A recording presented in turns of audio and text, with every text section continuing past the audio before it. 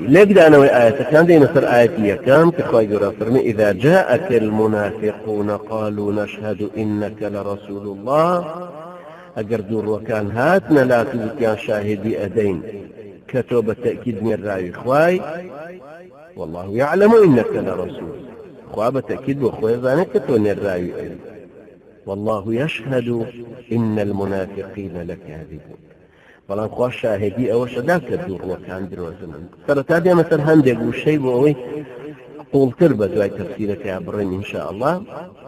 ئیذا لە زمانی عەرەبیە کە بە معنای ئەگەرە سێ جۆری هەیە لە عەرەبیە. یەکیان پێوترێ ئیذای لێکدانەوە ئیذا تەفسیریە، ئەمەش مەرجە کردارێکی ڕابردوو بە دوایە بێت کە دوێنەر بێ وەکو ئەڵێ ئیذا سەئەلتەه إذا جئته إذا قلت له إذا أكرمته. دوهنيان بيوتري إذاي الظرفية يعني آوال كردارة وكاتي داهاتو معناي مرجع أو كاتش كرداري مرجع ولاني مرجع يعني فعل الشرط وجواب الشرط يعني. وكو إذا رأيته فأخبره أني هنا ويقول قرمي ولا على الذين إذا ما أتوك لتحملهم قلت لا أجد ما أحملكم عليه. إذا ما أتوك بفعل إذا كان لا أجد ما أحملكم عليه بوتوب جوابك جواب الشرط. يكي تريان بيالن إذا ناكاو يان لبر إذا فجائي همش مرجك الناو بدوايا خرجت ليلا فإذا الأطفال يلعبون فألقاها فإذا هي حية تسعى. إذا لرأى لسرتاي أمثلة المنافقون كبكارهات وبو احتمال الرداني زوري كردوكي يمن زماني عربية إذا وإن أجر احتمال الرداني كم هبو إن بكاري وكو يقول رفضنا وإن جنحوا للسلم فاجنح لها. احتمال هيا بين بؤاشتي أجر كافر كان بعض بؤاشتي الراخص توش بعض راخص احتمال هيا بين كذا صلاة دار ما ينبؤاشتي بلام ليرة لبرو احتمال زورة كحتما دين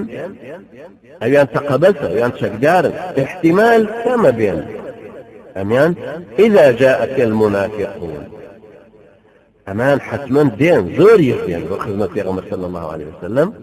شنك أوان محتاجي پیغمبر صلى الله عليه وسلم زوزو دين خدمتي كان متماني إسلامتي كبدا كان خون نشان دن كما صلى الله عليه وسلم أليرا إذا يبكى المنافقون يعني دور وكان المنافق ما بذكر فاعلة للنافق وهات وكفعلة الرباعية شوارينية شوار فيتية نافق ينافق منافقة أو نفاقا مصدر كيف تبقى منافقة يعني نفاقا وكتشاوي جديد أصلي وشي نفاق سيبيتي النون وطاء وقاف وكو ابن فارس رحمة إخوائي لبلا معجم مقايس اللغة برجي بينجم لا فرش وارسطو طنجاو كنش كتبك الزورنا يا بفرم زمانوانية أفرمي همويان رقو رشالي أصلين أو فرمي دوتا ورمانان يكميان بسان قرتان اشتاكو كتايتي هنانيتي نفقة دوميان شاردنوا اشتاكو قنهان كردنيتي وكو نافق إما اللي راباز لتورماناي دوميان كنت وشي دور يكي لو والجدا النفق بكرديجة خلق لي تيقعك علي ولا النفق شان درست يعني تونيل يعني وما خلق الزاني بلان أصل النفق أخوي كنا كلا زيوها برا ربك جاد زميني عرواب وكنا شي كرد لشيرني شي تروه سري هالدهو تو خورز قاعد كردن وكو كني مشك لما الله دو كني درست كردوه كان للاي فرد جان مكوية يجي شي تريشان روشتو لشويني شي تراخور قايم كردوه لحوشك يعبوني يعني كني جرجي داشتا كدروسيكا يعني أو خندق جر زميناني كلا كونو الربي نهيني دروس كلاون ككرتيان الله لا غام أو إستا نوين الرنجة نزعني يا بكارينا هنا سبحان لا دي أو لا دي جاون يا باتيري يعني كأجير طوله لا غمق مع ليدا بوس يعني نفقك مع ليدا لم ترجمش أو شيء إنجليزي كي وكم تونيل جاي قلتو شيء إنجليزية بعربي شو ترين نفق عادة الربي كجر زمينية لنا تشاي دروس تكليبون من لنا ربي شزارة كان صوت نفقي يا واني الرجاي الدربني خان يوم بريوان أذان أنت والتونيل لك اللي بيها نفقك اللي بيها في الله تونيل الدربني خان لما شوك إخوائي قرا فرنا فإن استطعت أن تبتغي نفقا في الأرض أو سلما في السماء فتأتيهم بآية ئەگەر بتوانی لە غەنێک لە ژێر زەوی لێدە یان بە پەیژەیەک بۆ ئاسمان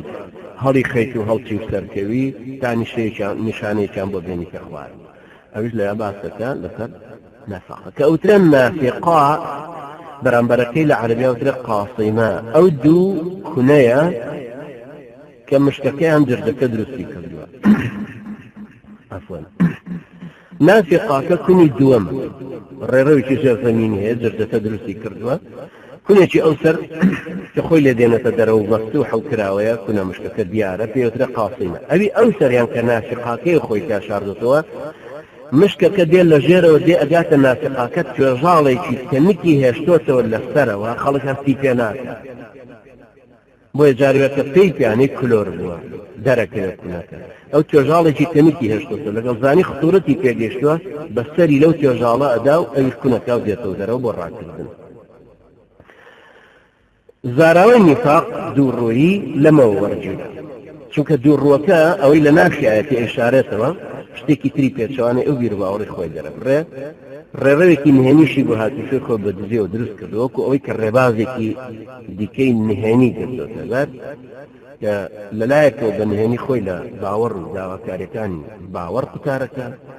مسلمانبوون و التزامات لەسەر مسلمانبوونە چی لەسەر فەرزەکە خۆی لەمە قورتال کردو خۆی لێ دزیوەتەوە لەلایەکی تریشەوە کەی پێویستی کە خۆی بە مسلمان نیشانەداتەوە دێتەوە ناو مزگەوت و نوێژ و ڕۆژ و تاعەتی خۆیەکە بەمانایەشە کە یاوەرانی پێغەمبەر صلی الله عليه وسلم لە خۆیانە پرسیەوە ئەترسان لەوەی صفەتی نیفاق بەم شێوەیە کەوتبەتە لایەن یعنی صفەتی سەرزارەکیان وابوو بێ و لە ناوەوە شتێکی تریان پەنهان کردبێ یا بکەونە حاڵەتێکی واوە خەمی ئەویان بوو ئەترسان بۆیە وەکو لە ڕیواەتی مسلمە هاتووە لە ڕبعیەوە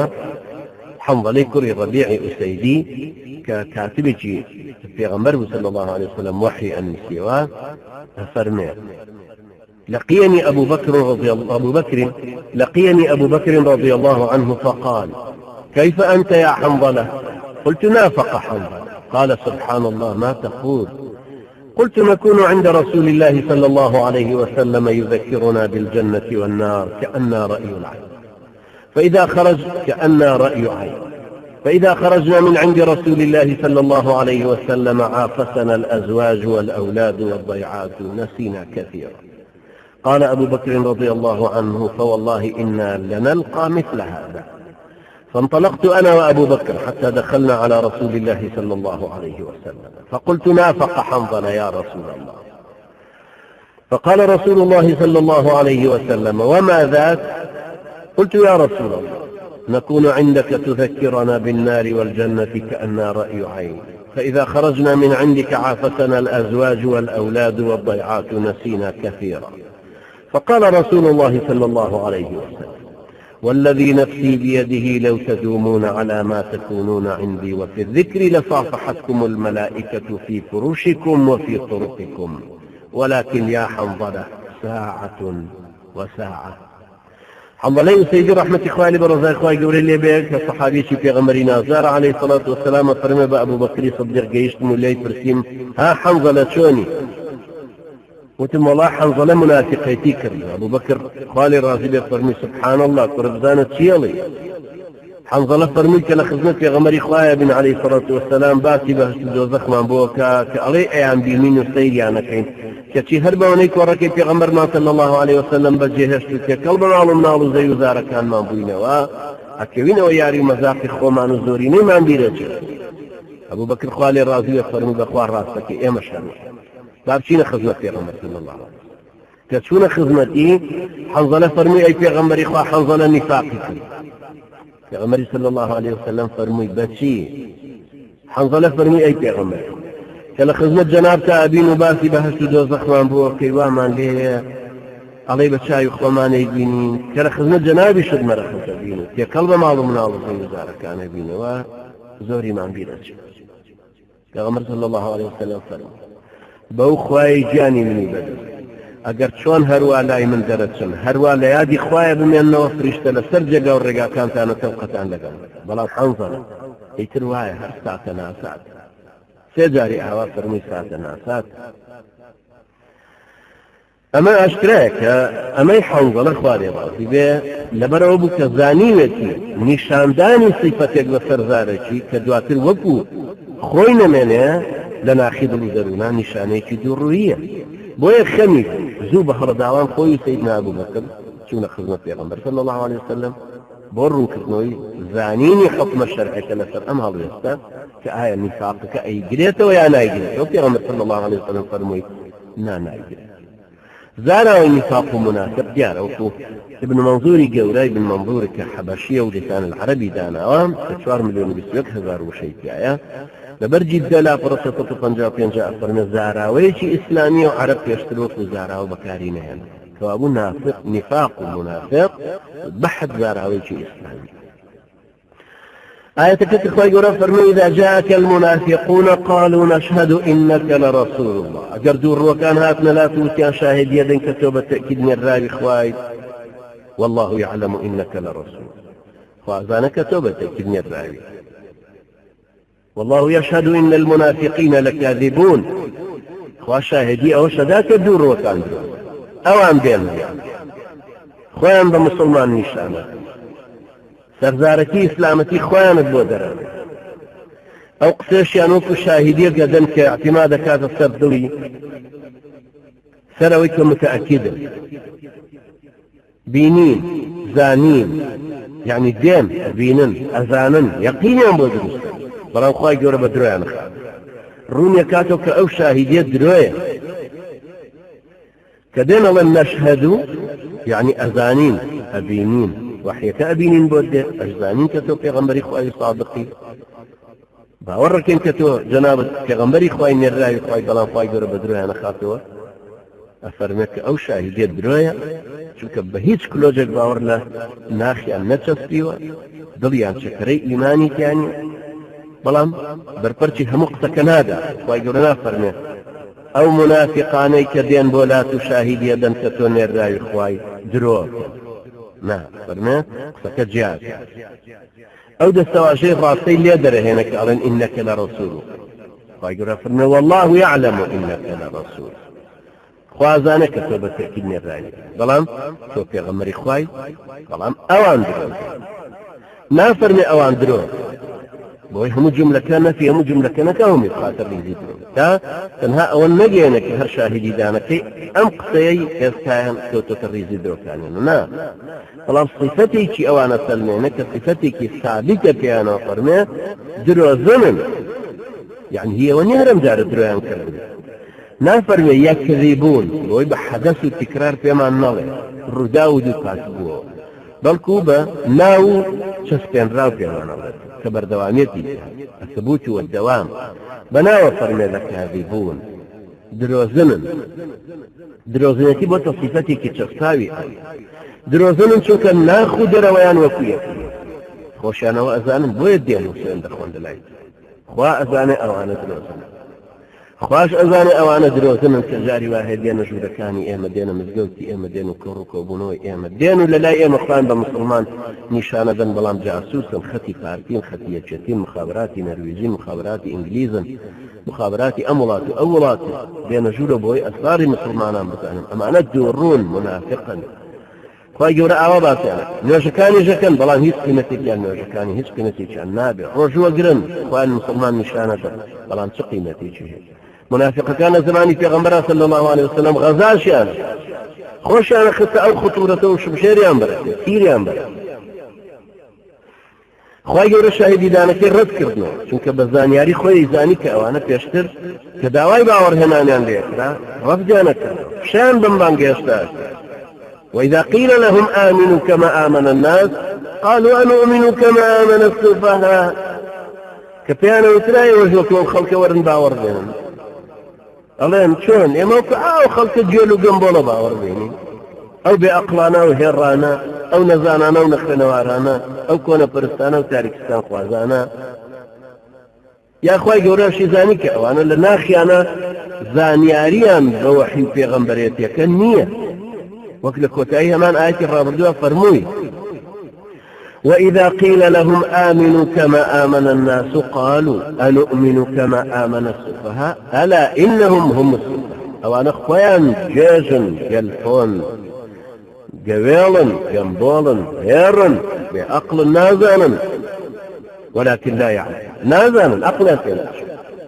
کەوا بوو کە خۆی پەروەردگار شاهیدیەکان بە درۆزانەیە بە زانایی و دانایی خۆی لەوە دڵنیایە کە ئەو درۆزنانە لەم شاهیدی دانەشیانە درۆکە زانین بۆ مرۆڤ بریتێ لە گواستنەوەی وێنە و سیفەتی شتێک بۆ مێشێت تا بەتەواوی پێی پێ کە ناسەیەکی ڕاستی دوای بتوانە حکمێکی دروستی دەرحەق دروست تۆ کە پێ دەوترە کۆمپیوتەر چییە کابرایکی لادەی کە نازانە کۆمپیوتەر چیە تۆ دیو تاڵی کۆمپیوتەر چییە بۆی باشەکە چکە تۆ دیو لە بینینی یعنی ڕسمی کۆمپیوتەرەکە ئێستا لە مێشکی تۆیە خەزن بووە کە تۆ باسیەکەی تۆ سیفەتی کۆمپیوتەرەکە دێتەوە سەر شاشێک چاوت باسیەکەی تۆ دوای کە ئەبێ حکمی بەسەرا بدەیت ئەنجا حکمی بەپێی بیر و باوەڕەکە ئەدەیت بەپێی ئەو یاسا و قانونی کە لە مێشکت چەسپە ئێمە وەکو مسلمان بەپێی شەریعەتی ئیسلام حکمی ئەدەین وەڵێن بەڵێ جائیزە بەکارهێنان سائلێکی زۆر دەخواتەوە نازانین حکمەکەی چی بدەین جارە ناڵێن بیڵێ نازڵێن ئاویستێ کە سیفەتەکەیمان زانی سیفەتەکەی نەقڵەکەینەوە وێنەکەمان لە مێش بچەشتاوە سیفەتەکە نەقڵەکەینەوە حکمە شەرعیەکە لەسەر سیفەتەکەدا ئەمەدرێتەوە حکمێکی حەق و ڕەوا دەرەچێت چونکە پێناسەمان کرد پێناسەمان لە ذاتی شتەکەوە هێنا لە سیفەتی شتەکەوە هێنا زانیمان چۆن حکمە شەرعیەکەی لەسەر دروستە ئەمەیە وەکەوت کە تۆ زانیارێک لا گەڵاڵا دێ سەرنجامی بینینی ڕووداوێ تۆ لە شوێنێکا لەسەر جادەیەک و ڕووداوێ بکەیت دزیەک ئەنجا تۆ وێنەی دزی و مەلامێح و ڕاکردن و شێوازەکان هەڵسوکەوت و ڕەفتارەکان لە مێشکت چەسپیوە عالمی بەم ڕووداوە بەجێڕانەوە کە ئەیجێڕیتەوە سیفەتەکان دێنەوە پێش چاوت هەڵوێستەکان ڕەفتارەکان دیمەنەکان شێوە سیمای ئەو ناوچەیە هەمووی دێتەوە پێش چاوت و شەرحیەکەیتەوە ئەو کاتە ئاسانە حکم لەسەردانی ئەمە بۆ ئێمە لەبەرەوەی ئێمە پەردەی جەهل لەسەر مێشکمان زۆرە پەردەی کات پەردەی شوێن پەردەی ماهیەتی شت ئەمە بۆ خوای گەورە هیچ شتێ شاراوە نییە کە ئەو کردگاری شتەکانە کردگاری کاتە کردگاری شوێنە کردگاری ماهیەتی شتەکانە ئەو سێ پەردە نەزانینێک هی مرۆڤ هەیەتی خوای گەورە نیەتی چونکە ئەو خۆی دروستی کرد پەردەی شوێن وەک ئەو دیوارەکە کە نازانیت چییە لە تەنیشتەوەی نازانیت چییە پەردەی کات وەکەوە نازانێت ڕووداوەکانی سبەینە دووس بێ چییە فەردەی ماهیەتی شتەکە نازانێت چیەتی شتەکە وەکەوەی کە تەفسیلاتی پێکاتە ئێو شتە نازانێت کەوا بوو شاهیدیەکەی خوای گەورە کە لە زانینی کات و شوێنی ماهیەتی دووڕوەکانەوە هاتووە شاهیدیەکی حەقە ڕاوپڕی واقعەکەیە پێناسەکەی ناسیون ناخی ئەوانی زانیوە چیە ئێمە دیاردەیان شارەزاین ڕواڵەتی دەرەی کەسەکان خوای گەورە لە ناخیانە خۆتورەتی دڵیانەزانێت یعلم خائنة الأعین وما تخفی الصدور خۆتورەیەک کە لە سینەیانە دێ سیمای شێوەیەک کە لە چاویانە پەنهانیان کردو لە بیر و بیر و هۆشیانە پەنهانیان کردو خوای گەورە ئاگای لێتی لە خۆتورەی دڵ و دەروونیان هەیە کەوا بوو شاهیدی خوای گەورە حەق ڕاوپڕی ئەو خوای گەورە کە باسی هەر شتێکەکە لە صیفەتی ئەو شتۆ باسی کرد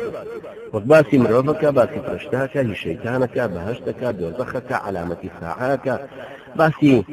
ڕووداوەکانی ناو بەهەشت ڕووداوەکانی ناو جەهەنەم غەیب هی پێشووتر دواتر هەرچی شتێک کە باسەکە ڕاوپڕێتی چونکە خوای گەورە عالمە بەهە أما آية إذا جاءك المنافقون قالوا نشهد إنك لرسول الله والله يعلم إنك لرسوله والله يشهد إن المنافقين باسي خبر إنشاء روان يجي العربية لبلاغية بيوتر خبر إنشاء شكا هولدان أجري راس درويت تو هوالك الدعوة چونکە هەواڵدان ئەگەری ڕاستی درۆکەیت تۆ خەبەرێکت گەیاندووە هەواڵێکت گەیاندووە احتیمالیەوە هەیە ڕاست احتیمالیەوە ڕاست هەواڵدەرەکەش بۆ خۆشی احتیمالیەوە هەیە ڕاستگۆ بێ احتیمالیەوە درۆزن بێ لەوانەیە کابرا ڕاستگۆیە بەس هەواڵەکە غەڵەت پێی گەیشتووە بە درۆ نەقڵە بێت خۆی ڕاستگۆیە یان درۆزنە بەس هەواڵێکی ڕاست نەقڵەکە شەیتانە درۆزنە پێغەمبەر صلی الله علیه وسلم فەرمووی صدقك وهو كذوب ڕاست نەسیحەتی کردی قسەکەی ڕاست بوو بەڵام بۆ خۆی درۆزنە ئەگەر هەواڵەکەت هاوجود بوو لەگەڵ حەقیقەتی ئەو شتەیە ئەوە ڕاست و ڕاستی بەڵام ئەگەر هەواڵدەرەکە قەناعەتی بە قسەکەی خۆی هەبوو ئەوە ڕاستە بە تەواویش هاوجودی واقعەکە نەبێ ئەو بەڕاستی نەقڵی کە هەواڵدەرەکە سەر ڕاستە باوەڕیشی وایە کە ڕووداوەکەوە ئەمە ڕاستگۆیە وەکو ئەوی کە ڕاستەیەکە بینێ کابرای لادەی کلکە بێڵەکەی خۆی بینێ لە حەوزەکە شکاوەتەوە تۆی تە لەبەر ڕاستەکە ئەبینی لە ئاوا شکاوەتەوە خەبەرەکە نەقڵەکەی یەقینت هەیە ئاوات بینی تۆ ڕاستگۆی لە نەقڵکردنەکە بەس خەبەرەکە بۆ خۆی ڕاستگۆیەک بە خۆی باوەڕی وا بۆ دروست بوو بەڵام لەبەرەوە ئەم لە گۆشە نیگای خۆیەوە بینیوەتی یا لەژێر کاریگەری ئینفعالێکی ترس و تووڕەیە یان ئازادی بووە یا زەلیلی بووە یا هەژار بووە یا دەوڵەمەند بووە یا تووڕە بووە یان شتێک بووە لە ژەربەختا بووە یان ئاوا بینیوەتی وەکو ئینکیسارە بەو شکانەوەی تیشکەکە لە ڕووی فیزیکیەوە هەواڵەکەی بە تەواوی هاوجوتی واقعەکە نەبوو ئەمە ڕاستی نییە بەڵام هەواڵدارەکە ڕاست نابینی دایکی عایشە خوا لێی ڕازی بێت کە پێیانەوەی ئایا ئیبن عومەر لەو مەسەلەیە درۆی کرد فەرمووی ما كذب لكنه وهم درۆی نەکرد بەڵام وای بوو وا لە مێشکی چەسبیری لێرە خوای گەورە ئەزانێ کە نە هەواڵەکە لە دڵ و دەرونی ئەم منافقانەیە وایە نەخۆشیان باوەڕیان بە هیچ گۆشەیەکی پێغەمبەرایەتێکە هەیە بۆیە شاهیدی دانەکەیان ڕەفض بوو چونکە هاوجوتی ناخی خۆشیان نییە هاوجوتی بابەتانە لەسەر شتەکانی تریانە دەنەوە ڕفتار وەڵاوامان نەوە ولقد قالوا كلمة وكبروا بعد إيمانهم بلا ملن ولا أي محمد إما كنا نخوض ونلعب بس صعبت ما نكر للرجل واجنية محمد متولي الشعراوي رحمة إخوائي بيه أفرميه روش هلاتنا أستكان لهم باش خجور وكان شاهديان لسر شاهدية إخوة كدا كمحمد ميراوي إخوايا شاهدية كرانكو كرتشون بيه بلين دور وكان دروزن كالقل زانياري شاهدية إخوايا كان قرتو دروشوية كالقل واقع كاية جاء سيدور وكان لقل واقع كاية كي نقرتو أنا بيتو أنا يبني محمد متولي الشعراوي رحمة الله بيه فرمي أبي ليرة أو ورد سيرتي كبدرو خصنو إخوائي فرزقار بو دور وكان لهمو برقي قسكان يعني ذا النية بلكو إخوائي قرأ شاهدية ذاك دور وكان لو قسيك على نشهد دروزنا يعني كعلى نشهد وكيانا دروزنا شكو شاهدية وانا ذا كقسيكي واقعي بيقصة كان لقى الواقعي ناخي إخوانا يجب بويا لبالانتي باور هنانو مسلمان بونو لاخو قذافي مسلمان بونو هاتو خدروك شكو الشاهدي دانا ويا كبقسة اوينا بنخشيني سوا كلا دلو تدرس ولا نشتا لبيري تالا جيري تدرس كوابو جوازك ليرا لسر شاهدي دانو شاهد كان نقل سر شاهدي لسر دراوك كرسول الله يتي محمد عليه الصلاة والسلام بويا بدرو خصنوك الرماكاتا شاهدي لسر دراوك رسولتي إخوة بل كروكاتو سر شاهد دروز مكان وخدي شاهدي دانا شكا پیغمبرتي شاهدي لسر دراوكا كلا سطر راس بلام شاهدي دان باسي إمام ابن العربي مكر لويك أفرمي أم مثل شاهدي داني منافق كان سي مثل لخوض يكميان شاهدي دان بدل زمانو عند أماني تريبش دوميان كخواي جورا فرمي والله يعلم إنك لرسوله والله يشهد إن المنافقين لكاذبون يعني خوا أزانك كتبت أكيد من الراجع خوا شاهدي أو شدا كدور وكان دروزنا خوا جورا زانيوتي وشاهدي داو أم آية كالرسي اعتراضي في أوتره فرمايشتي خواي جوريو ليرا بويا هاتو كار رسكردنوي قصي دور وكان همو قصكيان نقلته والله يعلم انك لرسول بل كنت انها اورد بكرتوك الدروية بقوي للرسكردنوي قصكان يعني او ليت يكشون دروزنا بك شون او انا شاهدي في غنبرتي محمد صلى الله عليه وسلم مدنك شخواي جورا رتيانا كاتو بدروز النايانا باوكو شيخ متولي الشعراوي رحمة إخوائي لي بفرميك هندك لو أنا أعوالي تيرجشتني أعاني أعوالي خوشي بقيانا المستشرقة كانت يعني الرشلات ناسا كان بعمدن كأعاني